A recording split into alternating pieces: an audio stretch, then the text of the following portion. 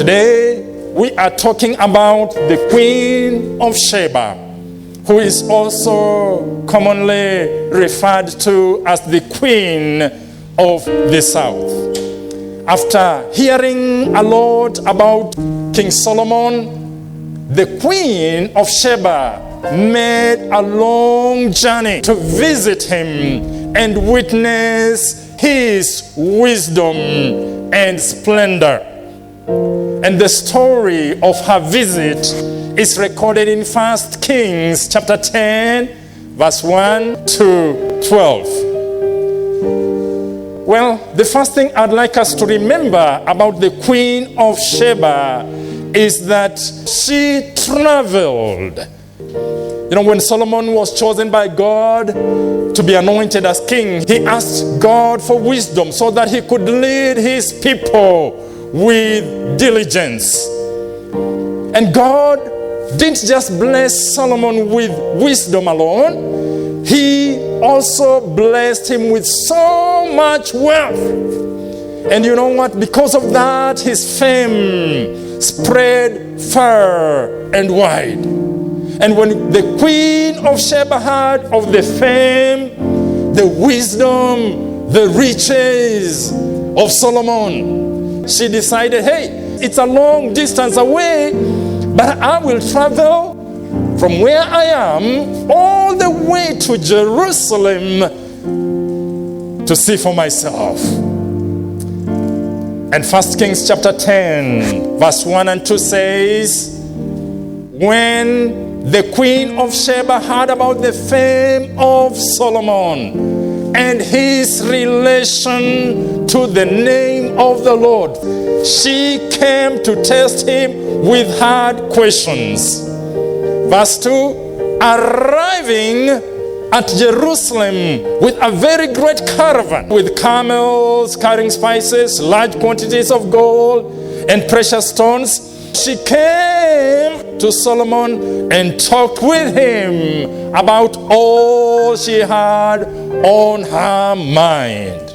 Solomon answered all her questions. Nothing was too hard for the king to explain to her. She made a deliberate, intentional effort to move from where she was and go where Solomon was, in order to confirm for herself whether what she had heard was true. She traveled.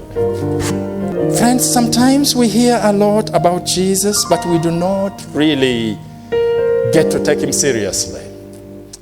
We hear about what he can do in the lives of others.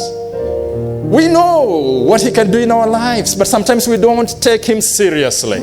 How I pray that we shall make an intentional, deliberate effort to move from where we are and move towards where he is, so that we can get to know him in a personal way and confirm for ourselves what he can do, not just in the lives of others, but in our own lives. For Jesus is greater than King Solomon. The second thing I'd like us to remember about the Queen of Sheba is that she witnessed. Yes, she witnessed Solomon's wisdom. She witnessed Solomon's riches. She witnessed Solomon's splendor. Although she had heard about his wisdom and the abundance of his wealth, you know, she did not take him at face value. In fact, she reserved her judgment until she had witnessed his wealth and tested his wisdom with hard questions. Verse 4 and 5 of 1 Kings chapter 10 says, when the Queen of Sheba saw all the wisdom of Solomon and the palace he had built, the food on his table, the sitting of his officials, the attending servants in their robes, his cupbearers, and the burnt offering he made at the temple of the Lord, she was overwhelmed. Being overwhelmed basically means the queen was in awe. She was astounded. She was amazed. Without doubt, Solomon was a true marvel of his time. And the Queen of Sheba was a witness to this fact. And friends, it's easy sometimes to hear about what God can do in our lives and the lives of others. But it's lovely to witness that. And we can only witness it as we make a deliberate effort towards Christ. Move close to Him. Know Jesus, who is greater than Solomon, in a personal way. And witness what He can do in your life and in the lives of others around you. Well, apart from traveling and witnessing the wisdom and splendor of King Solomon, there is something else I'd like us to remember about the Queen of Sheba. And that is the fact that she believed.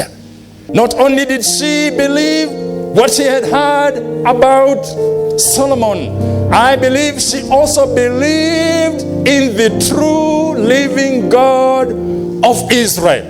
Impressed by Solomon's wisdom and by his riches, she bursts out with admiration in verse 6 to 9. And this is what she said. She said to the king, "The report I had in my own country about your achievements and your wisdom is true.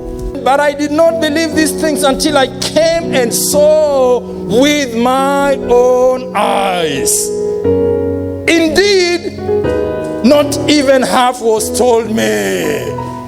In wisdom and wealth, you have far exceeded the report I had." You know how happy, verse 8, your men must be.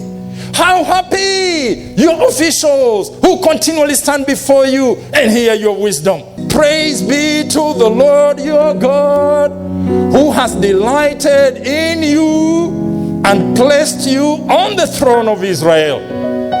Because of the Lord's eternal love for Israel, He has made you king to maintain justice and righteousness. My. This queen seems to have believed not just Solomon's wisdom, she also seems to have believed in the true living God of Israel. Alluding to the fact that the Queen of Sheba believed in the God of Israel, Jesus refers to her in Matthew chapter 12 and verse 42. And this is what Jesus says.